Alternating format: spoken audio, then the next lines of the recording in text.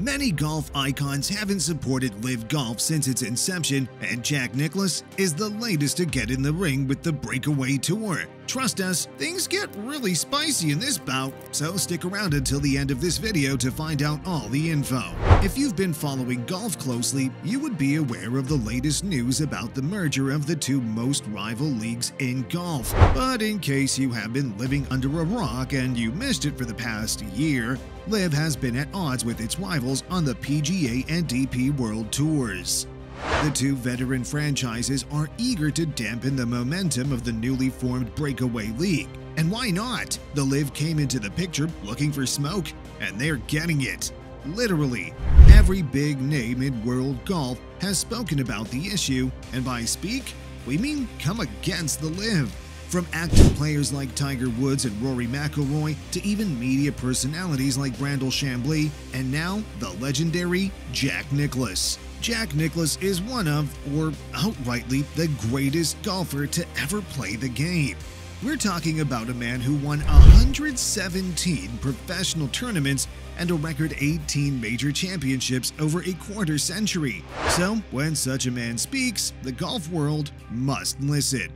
Amidst the feud, two of the world's top-ranked golfers, PGA Championship winner Brooks Koepka and reigning champion golfer of the year Cameron Smith, will be conspicuously absent from the Memorial Tournament. Wait, what? Easy. Not just them, but all of the Saudi-backed Breakaway's biggest stars will be barred from the tournament since it will be hosted by Nicklaus himself.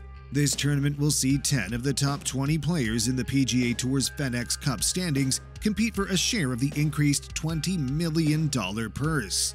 Obviously, Nicklaus is firmly in the camp of the PGA Tour, and he's not shy to let anyone who cares about it know this fact. He has been quiet on the issue for a while, but clearly, Nicklaus hasn't grown used to the LIV despite a year passing since its inception.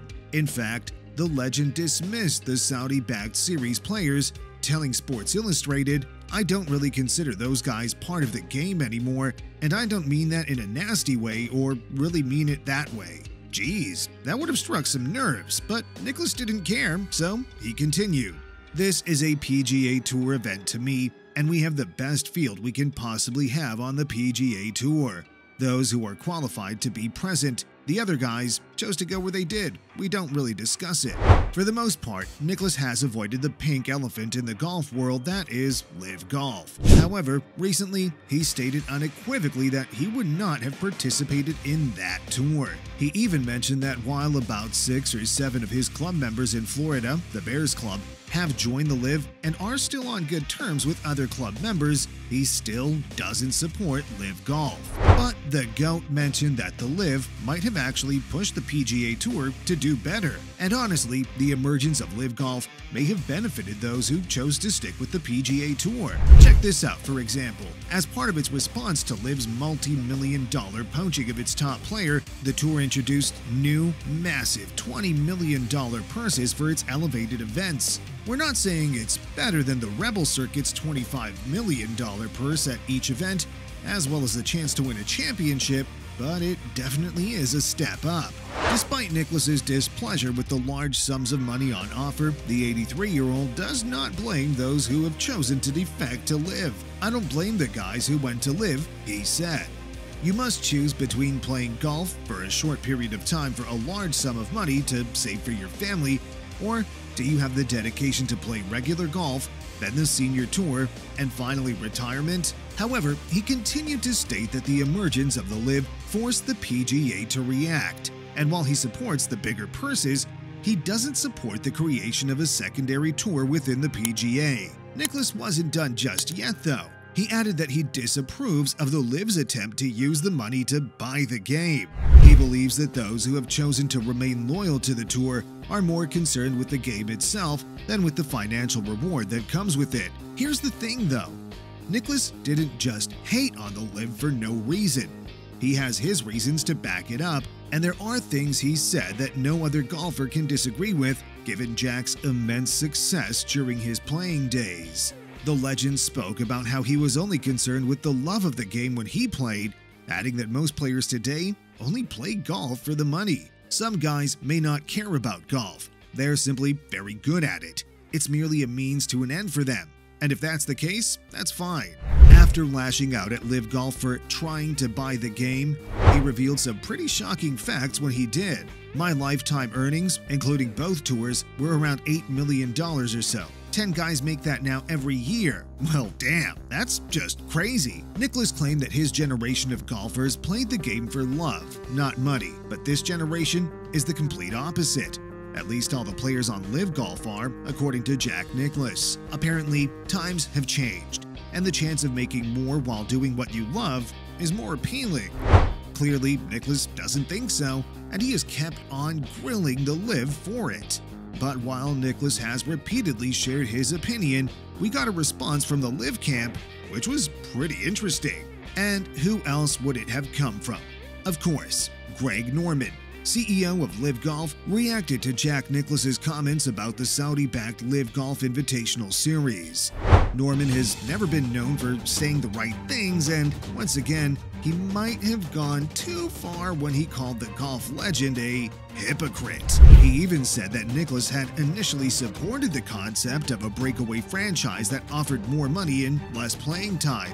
We did a little digging and found that those accusations are not entirely false.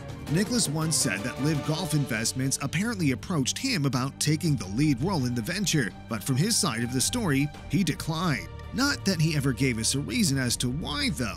But according to LIV Golf officials, Nicklaus was not offered the same role Norman now has, but rather an ambassador-type arrangement. The LIV's narration claims that this is the only reason Nicklaus declined the offer. According to the 18-time major winner, however, he only heard the LIV's pitch as a courtesy. They obviously called. Nicklaus explained before adding this: "We've also had a contract for a golf course in Saudi Arabia for several years. I did it as a courtesy to them because we're building them a golf course." But once again, he wasn't done. He added that he had absolutely no desire to trade his allegiance to the PGA Tour for money, and that he grew up watching the PGA Tour so he wouldn't betray it. We told you it was a back and forth though. So Greg Norman came at Nicklaus again with a reply saying, "100% true? Jack is a hypocrite." Norman replied in a lengthy Washington Post story that covered far more than his involvement with LIV Golf Investments. When he made those comments, I thought to myself, Jack must have a short memory. Well, damn. That must be below the belt, don't you think? Anyway, Norman went on to state that Nicklaus attended a LIV Golf presentation and later wrote in an email that the new league has his blessing. Oh yeah, quote unquote, he said, "This is good for our game. If it's good for the game of golf, I'm all for it." Norman concluded his jabs at Jack Nicklaus by saying, "Do you want the facts? You have the information. Before you open your mouth, consider what you're going to say." Despite all these back and forths, it did not take legend Nicklaus 7 working days to redress his comment after something very strange took a toll on golf. LIV Golf and the PGA Tour together in one space. This news came as a shocker. Indeed it has. The golf godfather thinks that LIV Golf's motive might not have hit the green light, but the merger would be good in the golf world. In a discussion he had with Jay Monahan, the commissioner of the PGA Tour, everything seemed to be in check. He seemed pleased with the arrangement that will once again bring together the best players in the world. "I agree that this is good for the game of golf," the 83-year-old said. Although these men might be elderly, they definitely still have some fight in them. As time passes, we may see more developments from both Jack Nicklaus and Greg Norman. But that's not the craziest thing about the whole beef. That'll be the fact that Greg Norman had long regarded Nicklaus as a mentor. Anyone who watched golf in the 1980s, around when Norman was at the peak of his powers, can testify to this. He even famously finished second to Jack Nicklaus at the 1986 Masters. But now, both men are on the other side of the line and do not want to let go of the drama.